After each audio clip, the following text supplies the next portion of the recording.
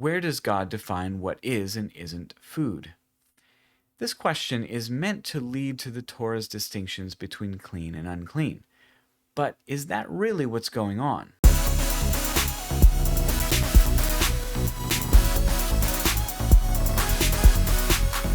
Are Christians required to abstain from eating certain things, as Israel was before Christ?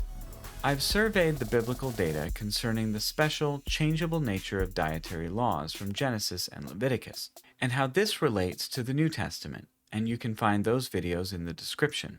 In response to this, I've often heard the counter that the New Testament couldn't be changing the food laws, because when Paul and others are talking about food, the only permissible things in that category would be actual food, which excludes unclean animals. They aren't food. The question usually sounds like, where does God define what is and isn't food? This question is meant to lead to the Torah's distinctions between clean and unclean. But is that really what's going on? To find out, let's start at the beginning, at Genesis. Does Genesis give us a way God expresses what food is? The first place this happens is right in the first chapter, Genesis 1:29 and 30. Then God said, I have given you every plant yielding seed that is on the surface of the earth, and every tree which has fruit yielding seed, and it shall be food for you. And to every beast of the earth, and to every bird of the sky, and to everything that moves on the earth which has life, I have given every green plant for food. And it was so. Notice that phrase, it shall be food for you. The Hebrew here is lakem yeh la okla. To you it shall be food. That last word, okla, is the word translated as food. But the phrase is important as well. God is declaring what will be food for man. Now, does this appear elsewhere in Genesis? Yes, both in the Noah narrative. First when loading up the ark, and finally when the flood subsides. Genesis 6:21. As for you, take for yourself some of all food which is edible, and gather it to yourself, and it shall be food for you and for them. Genesis 9:2-4. The fear of the Lord and the terror of you will be on every beast of the earth and on every bird of the sky, with everything that creeps on the ground, and all the fish of the sea. Into your hand they are given. Every moving thing that is alive shall be food for you. I give all to you as I gave the green plant. Only you shall not eat flesh with its life, that is, its blood. Both of these texts use the same language, with Genesis 6 adding in for them. So when God first establishes plants as food, and when he establishes all moving animals as food, it is the same. These are all defined as food long before we get to Sinai and the distinctions between clean and unclean food. This would be enough to refute that idea, but let's look at Leviticus 11 again, where God first prohibits unclean meat for Israel.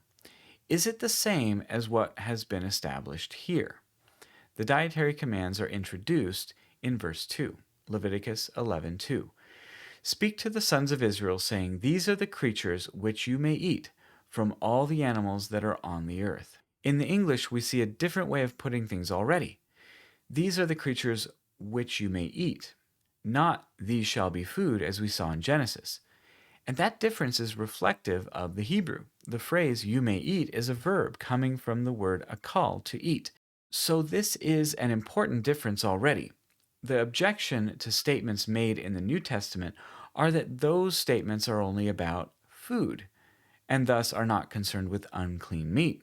But when we finally get to commandments prohibiting unclean animals, we find it isn't concerned with defining food, the noun, but rather regulating behavior, what you may eat, the verb.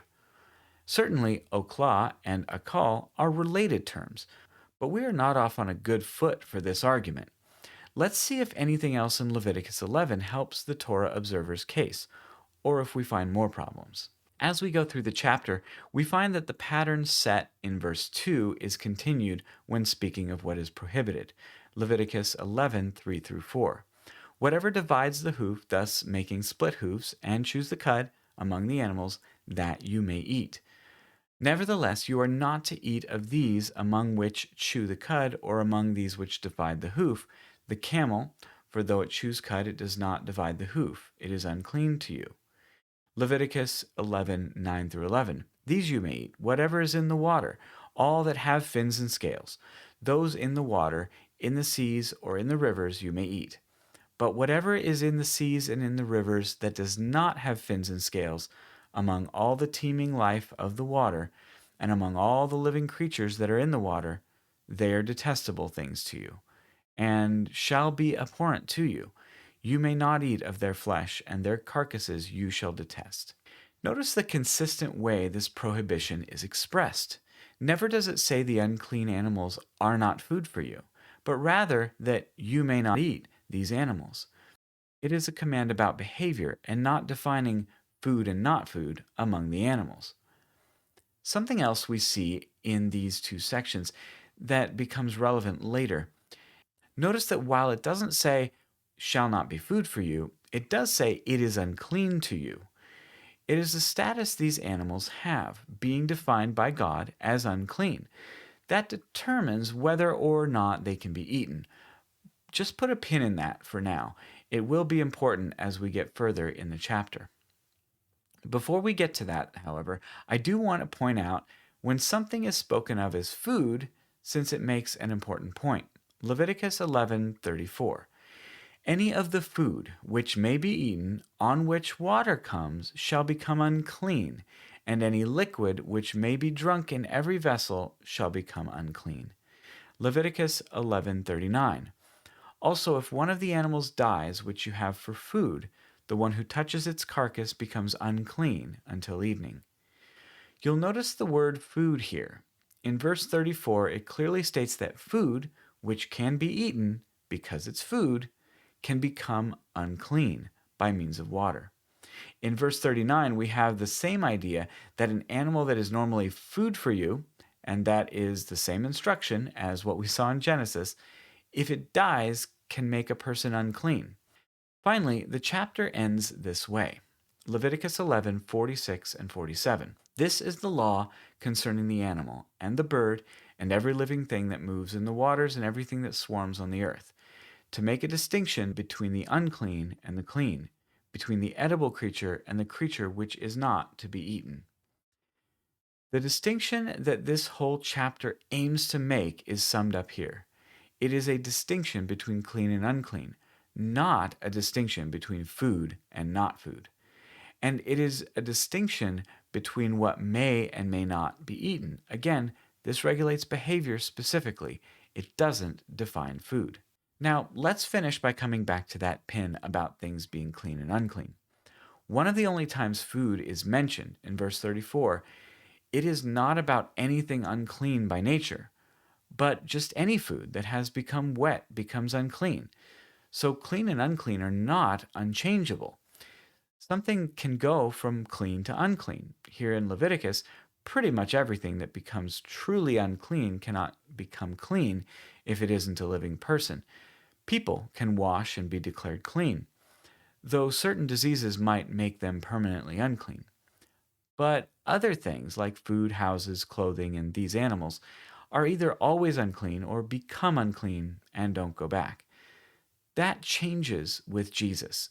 He makes the leper clean. He makes the woman with a blood issue clean. And in Acts 10, speaking specifically about animals, before anyone has mentioned Gentiles, he says to Peter, "Don't call unclean what God has cleansed." Clean and unclean are not intrinsic. They are categories that God can, if he chooses, change.